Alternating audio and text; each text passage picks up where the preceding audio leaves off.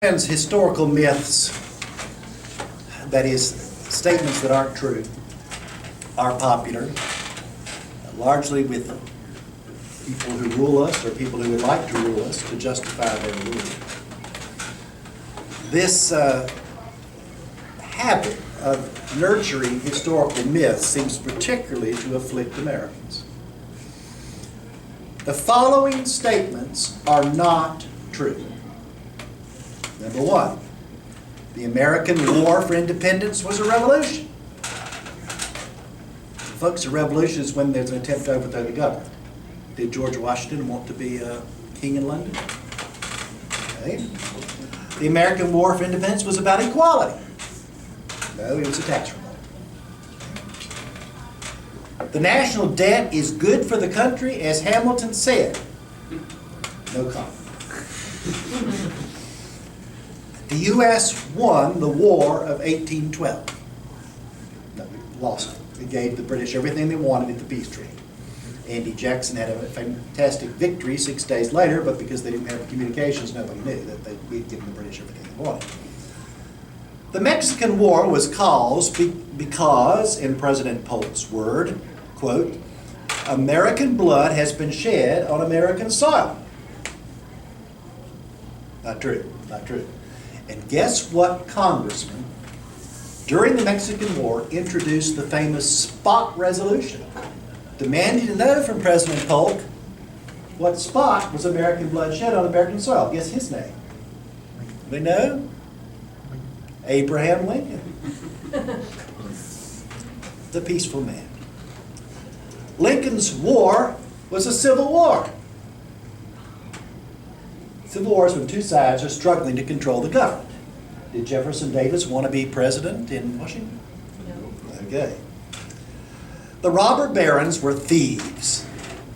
Well, this history of the robber barons shows that they weren't. And they actually gave tons of money to charity and so on and so forth. The Mexican War was caused by the wicked Spanish blowing up the U.S. battleship Maine. We don't know what blew up the Maine. It's probably an accident. The Spanish War was about the United States setting up refueling stations all over the world for our Navy. They had a lot of coal put there. So the United States could become a world power. The Federal Reserve Bank, established 100 years ago, has made for economic stability and protected the value of the dollar.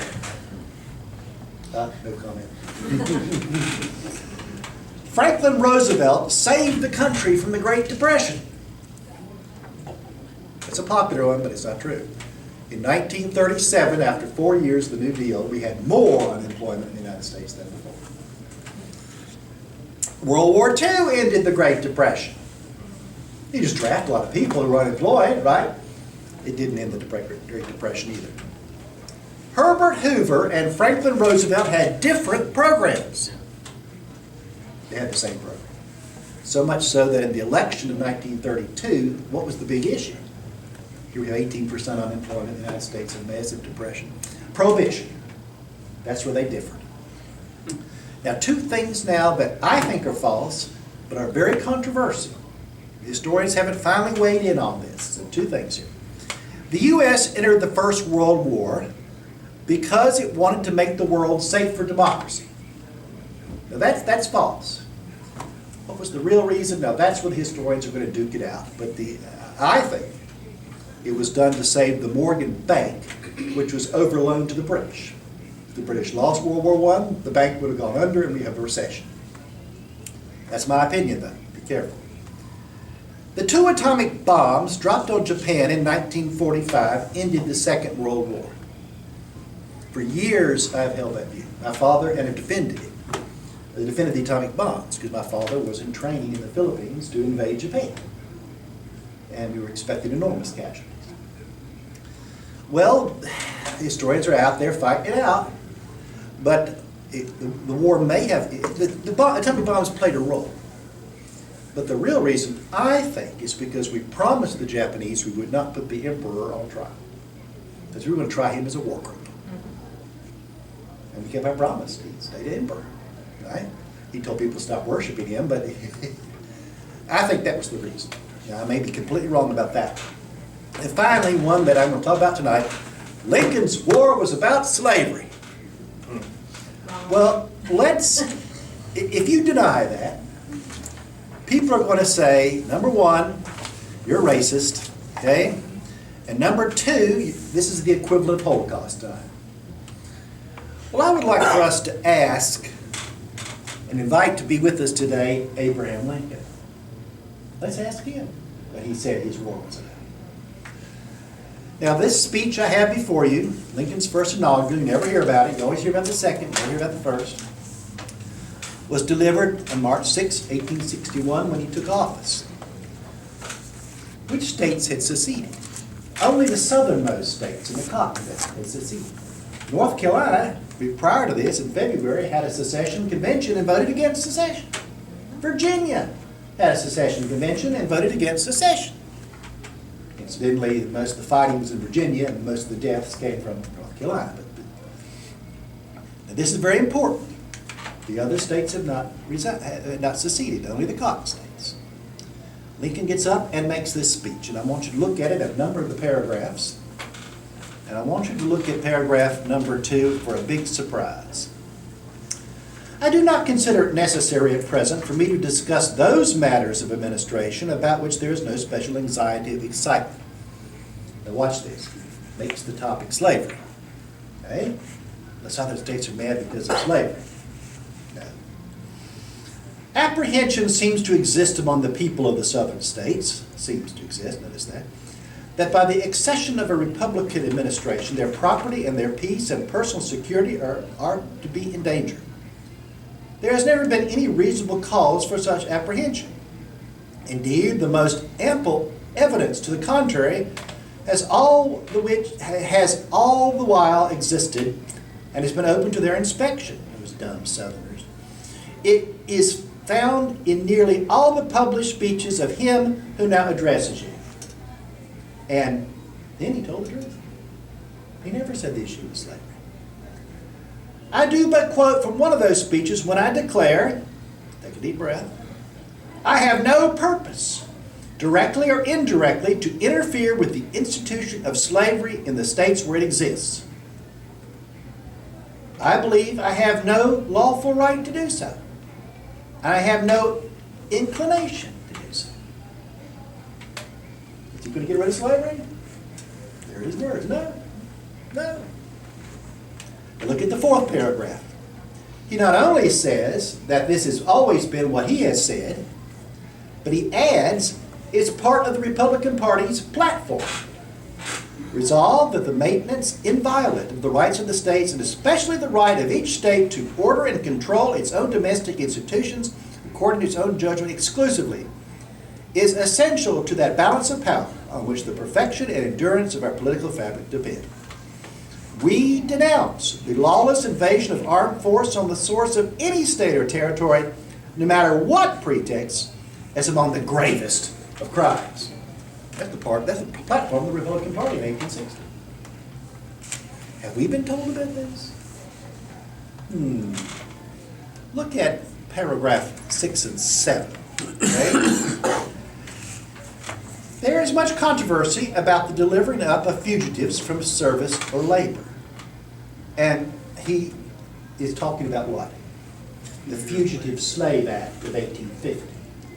It's one part of the Compromise of 1850. If slaves fled from slave states to free states, they must be returned to the slave states. It's the Underground Railroad went all the way to Canada, right? Okay. Then Lincoln quotes a segment of the Constitution, and he says, even if the Fugitive Slave Act is repealed, this is still part of the Constitution itself, right? And I am just taking an oath to uphold the Constitution, and so have all the members of Congress. The fugitive slaves don't have much luck with Abraham Lincoln. All right? He's going to enforce the Fugitive Slave Act. Look at paragraph 10. I have to turn the page there a little bit.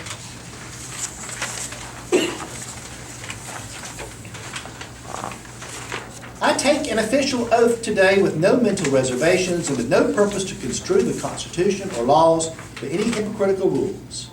And he goes on to say that he will enforce the Constitution. even if he doesn't like passages of it, he is obliged to enforce it. All right?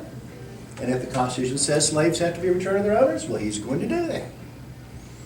Go down, if you have to turn a few pages to paragraph 26. You have to turn a little bit to get there. All right? Paragraph 26. I do not forget the position assumed by some that constitutional questions are to be decided by the Supreme Court. Nor do I deny that such decisions must be binding in any case upon the parties to a suit as to the object of that suit. Remember, this is the lawyer talking to you.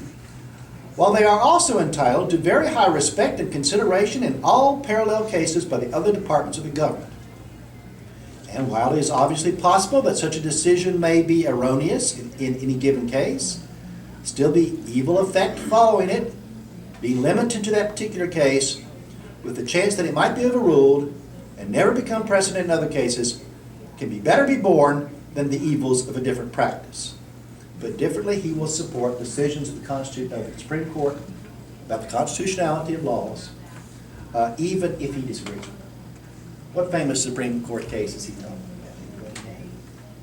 Dred Scott. Dred Scott decision. What did the Dred Scott decision say? Dred Scott was taken from Missouri, a slave state, to Illinois, the Abraham Lincoln state. He sued for his freedom when his master took him back to Missouri. The Supreme Court said he could not do that. One of the most controversial decisions the Supreme Court's ever made. Is Lincoln going to enforce that decision? Yes. He's making it very plain. Look at the paragraph 27. One section of our country believes slavery is right and ought to be extended, while the other believes it is wrong and ought not to be extended. This is the only substantive dispute. The only substantive dispute. Okay.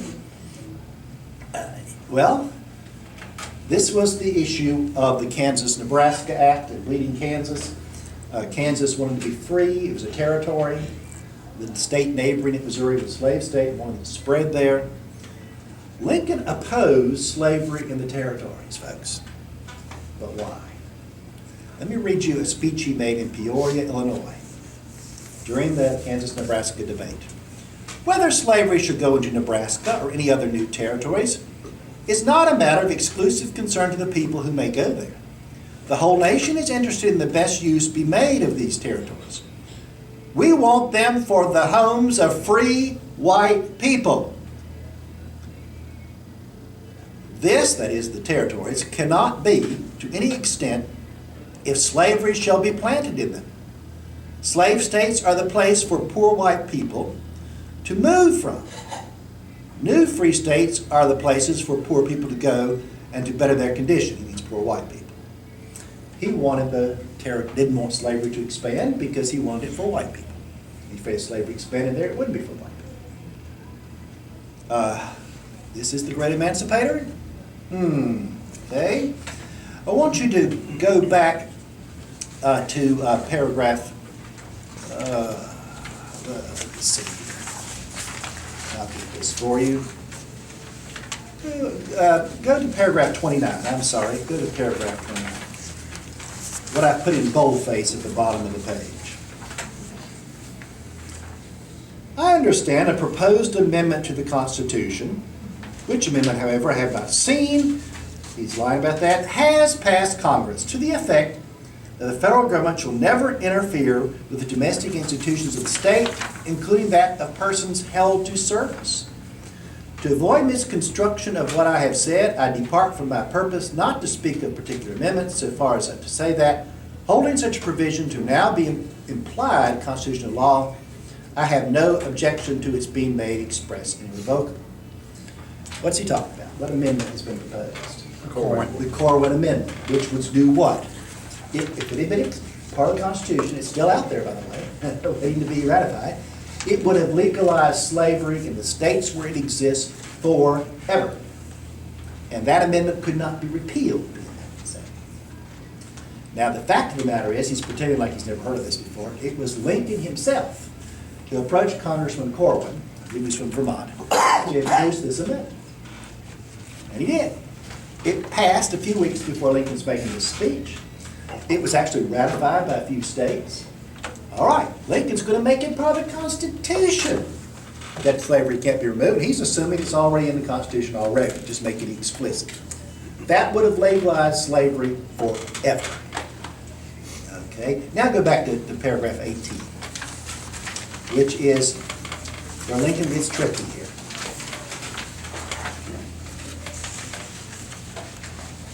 In doing this, there needs be no bloodshed or violence. Got that? No bloodshed or violence. And there shall be none unless it be forced upon the national authority. If those Confederates start doing bad things, then we're going to have to take force. They're going to have to take the first move. The power confided to me will be used to hold, occupy, and possess the property and places belonging to the government. Watch this. And to collect the duties it imposed. But beyond what may be necessary for these objects, there will be no invasion, no using of force against or among the people anywhere. Note that phrase, to collect the duties and impose. Is he going to send an army down to Dixie to force to free the slaves, force the states to come back to Union? No. But he's going to make Dixie pay the morale terror. He's going to make Dixie pay the morale terror. That's there. Notice he's saying that. Turn to paragraph 34.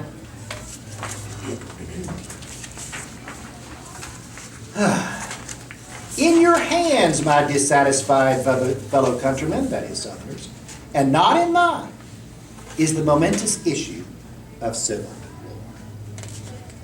war. All right, folks, there we go. Summarize. Is Lincoln going to have a war over slavery? No. Is he going to enforce the Fugitive Slave Act? Yes. Is he going to support the Dred Scott decision? Yes. Is he going to support the Corwin Amendment? Yes. And he's not going to send any army or bloodshed or anything except to enforce the duties and imposts. Okay, notice that. Was Fort Sumter a fort? Again, it was a tax office. Okay, and now it was in this state which is seceded. Okay. Now, what are people going to say to you when you hear this argument advanced? They'll tell you first that Lincoln was really opposed to slavery and just wanted to give the South some wiggle room, or he was playing for time. Number two, or Lincoln grew. He started out saying things about slavery, he changed his mind. And finally, Lincoln was a champion of equality, and Harry Jaffa, Lincoln's great defender, defined Americanism as the pursuit of equality, not liberty. Well, folks, unfortunately, dishonest Abe, let me get my books, could have gotten those first. Dishonest Abe said these things throughout his entire life that you see in this speech. Dishonest Abe was actually telling the truth throughout most of this speech. I've skipped over the sections where he talks about states can't secede.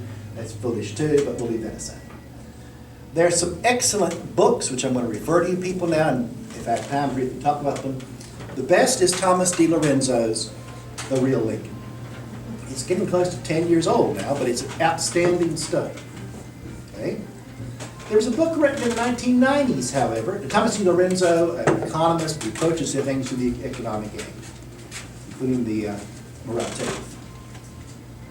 There's another book out there called Forced into Glory, Abraham Lincoln's White Dream, and it's written by Leron Bennett. I went to Wake Forest Library to get a hold of it. Leron Bennett. Leron Bennett, when he wrote this book, was the editor of Ebony magazine.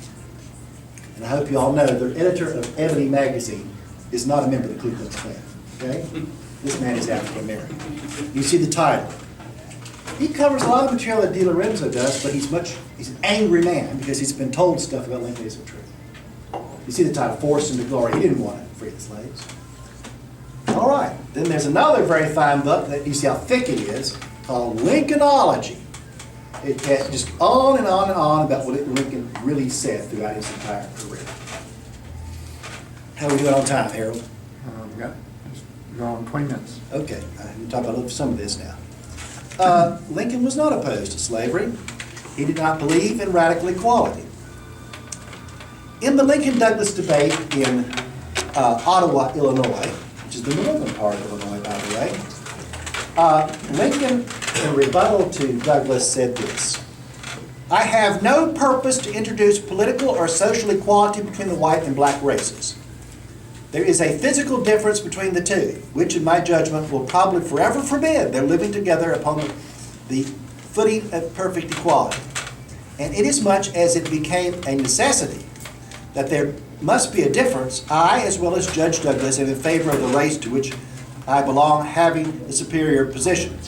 I've never said anything to the contrary," and he was right. Now, is that racism? Yes. Right? That is Lincoln, the white nationalist. Denial of civil rights. In his speech in Lincoln-Douglas debates, 21 August 1858, Lincoln said he's never been in favor of letting blacks to become jurors or qualifying to hold office or to intermarry with white people. And when he was in the Illinois state legislature, he passed the so-called black codes he voted for, which were sent to Jim Crow. Sent to Jim Crow. The Jim Crow started in the North, by the way. Okay?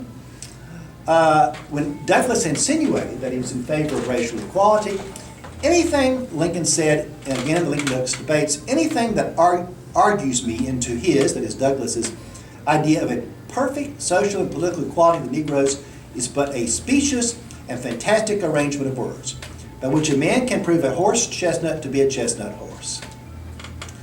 All right. And Leroy Bennett in his book points out that at least 14 occasions between 1854 and 1860, Lincoln said unambiguously that he believed the Negro race was inferior to the white race. All right. And in the Lincoln-Douglas debates, free them and make them politically and socially equals. My own feelings would not admit this. We cannot make them equals. He defended the rights of slaveholders to own property and supported the Fugitive Slave Act. All right? He denounced abolitionists as zealots, would shiver into fragments the union of our states. Okay? And the abolitionists didn't like him. He was not popular with the abolitionists because they knew what his real position was. And of course, William Lloyd Garrison, leader of the abolitionists, there was no anti-slavery blood in his veins. De Lorenzo adds that in the 23 years of litigation, he never defended the runaway slave, but he did defend a slave owner who was Lincoln's client, who brought slaves from into Illinois from Kentucky. All right. He defended that slaveholder. Now, he was a member, however we still okay for our time here, he was a defender of the colonization program. Send them back to Africa. He defended it, he supported it, and he was a member of the American Colonization Society. In his Cooper Union speech of 1860, he advocated the peaceful deportation of blacks, that their place be filled by white laborers. And he is a member of the Illinois legislature. He urged money to remove all blacks from Illinois. Ethnic cleansing. When Lincoln's War began, General John Fremont, Union General, invaded Missouri. The state legislature had already voted secession. Too bad. He flooded the state with troops. And General Fremont telegrammed Abraham Lincoln, should we set the slaves free? No. Okay? Lincoln said, no, don't set them free. And the famous phrase, well, I want to move on a little bit ahead of things here, just that Horace Greeley's famous phrase, that he quotes Lincoln, that he would do, his main purpose was to save the Union. If he could save it by destroying slavery, he'd destroy slavery. If he could save it without destroying slavery, he would do that too. All right. Did the Emancipation Proclamation free any slaves? No, he didn't free any slaves. Just by the way. I want to invite someone else to join us here at the remaining time. Look on the very last page of my speech. The statement by Frederick Douglass. And let me find that here. Frederick Douglass was, I hope you folks know, was not a member of the Ku Klux Klan. He was probably the most important African-American statesman in the United States in the 19th century. He was invited to give an oration at the first Lincoln Memorial, which was a statue, with Lincoln standing and a slave below, reaching up to Lincoln, thanking him for this. The Freeman's Monument.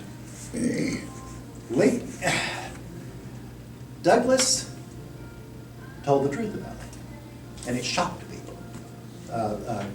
President Grant was present. Oh, this is shocking. Look what he says here in boldface. It must be admitted, truth compels me to admit, even here in the presence of the monument we have erected to his memory, Abraham Lincoln was not, in the fullest sense of the word, either our man, that is, our black man, in favor of black people, or our model. In his interests, in his associations, his habits of thought, and his prejudices, he was a white man. He was preeminently the white man's president, entirely devoted to the welfare of white men. He was ready and willing at any time during the first years of his administration to deny, postpone, or sacrifice the rights of humanity in the colored people to promote the welfare of the white people in the country. In all his education and feeling, he was an American of Americans. He came into the presidential chair upon one principle alone, namely the opposition to the extinction of slavery. His arguments in furtherance of this policy had their motive and mainspring in his patriotic devotion to the interests of his own race. Remember, no white people, no black people in the territories, only white people. He was ready to execute all the supposed guarantees of the United States Constitution in favor of the slave system anywhere inside the slave states. We've already seen Lincoln saying that very thing. He was prepared. He was willing to pursue, recapture, and send back the fugitive slave to his master and to suppress a slave rising for liberty, though his guilty master were ready in arms against the government. The race to which we belong were not the special objects of his consideration. Go down to the other boldface statement. Our, that is African American, faith in him was often taxed and strained to the utmost, but it never failed. When he tarried long on the mountain, when he strangely told us that we were the cause of the war, when he still more strangely told us that we were to leave the land in which we were born, that is, colonization, when he refused to employ our arms in defense of the Union, when, after accepting our services as colored soldiers, he refused to retaliate our murder and torture as colored prisoners, when he told us he would save the Union if he could do it with slavery, when he revoked the proclamation of the Emancipation Proclamation of General Fremont, when he refused to remove the popular commander of the Army of the Potomac in days of its inaction and defeat, I guess that means McClellan, when he was more zealous in his efforts to protect slavery than to suppress rebellion, when he saw all this and more, we were at times grieved, stunned, and greatly bewildered. But our hearts believed while they ached and bled. Now, I have just this is a long oration that Douglass made. Notice also these long, rolling sentences. This is a typical 19th century oratory. He said, "Thank you, Abraham Lincoln, for setting us free. And we'll be eternally grateful to you. It's just you really didn't want to do it, did you?" Let's put it bluntly. Frederick Douglass, African American. All right, folks. So we'll thank Frederick Douglass for his presentation. Now, I put on this page the link where you can find this. And I think all of you can go out there and Google the Lincoln's first inaugural, right? And let me say, those watching on the video, they should also go out there and Google Lincoln's first inaugural and read it. All right? So, thank you very much. I'll leave some time now for questions and discussion. There's one huge question out there, and I want to know who the star student is. What is the obvious question? But you can ask any questions or any questions here. What's the obvious question? Why have we been told that Lincoln's War was about slavery? Why have we been told that? Isn't that what you were told? That's what I was told. That's what most Americans firmly believe. It's a historical myth. It's not true. We just saw it. And Abraham Lincoln said it wasn't true. Frederick Douglass said it wasn't true. Well, you have to have a moral cause to justify the slaughter instead of a tariff war. There's a star student. There's a star student. Propaganda tactic. And a propaganda tactic. Mrs. Bixby's 5 sons that died in Lincoln's War. Union side. We're going to die for the Morrill Tariff. All right, y'all know the letter to Mrs. Bixby? Ever heard of it? A little bit of it. Lincoln wrote this letter in 1864 to Mrs. Bixby. Dear Madam, I have been shown in the files of the War Department a statement of the Adjutant General of Massachusetts that you are the mother of 5 sons who have died gloriously on the field of battle. I feel how weak and fruitless must be any word of mine which should attempt to beguile you from the grief of a loss so overwhelming. But I cannot refrain from tendering you the consolation that may be found in the thanks of the Republic they died to save. I pray our Heavenly Father may assuage the anguish of your bereavement and leave with you the cherished memory of the loved and lost, and the solemn pride that must be yours to have laid so costly a sacrifice on the altar of freedom. Yours very sincerely, A. Lincoln. Probably his famous statement after the Gettysburg Address that Lincoln ever said. The problems with this. We actually know that only 2 of the sons died. Mrs. Bixby came from Richmond and moved to Boston. She was pro-Confederate. She was a copy. Can't fool all the people all the time. Those 5 sons didn't die to lay so costly a sacrifice on the altar of freedom. They died for the Morrill Tariff. Invite me back and I'll tell you what Lincoln's War was really about. All right? Thank you very much. Any further questions or comments? Okay. Folks, there have been studies of, very fine study by my friend, my hero, Martin Van Crayfeld, The Transformation of War, that wrote in 1991. Why are wars fought? Okay? And he has another chapter called Why Men Fight Wars. The reasons are different. And we've had wars for a whole series of reasons. But what really gets people to fight is a war for national survival. When your people are going to be wiped out. And the example he gives is the Algerian War of Independence in the 1950s and early 60s against France.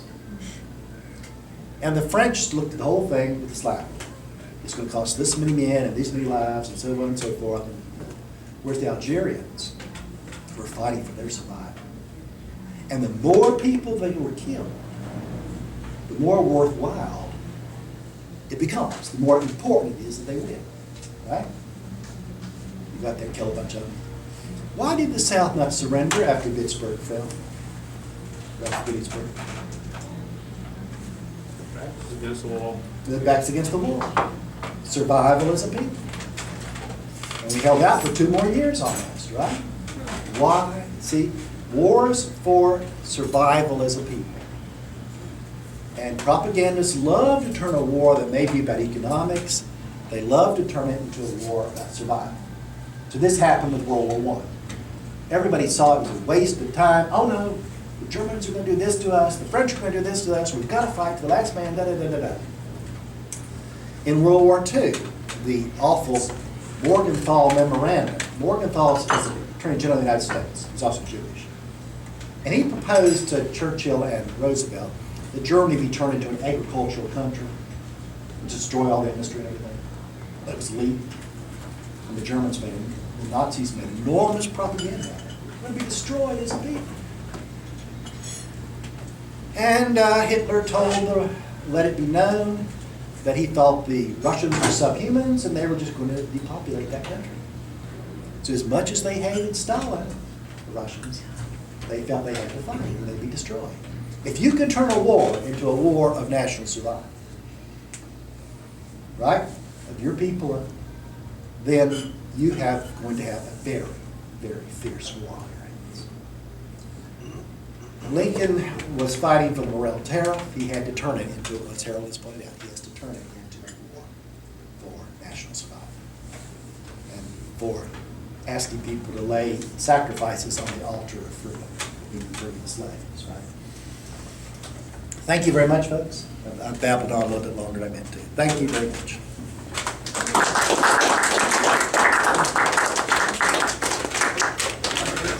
Thank you very much. Thank you. It's a very pleasure to have you with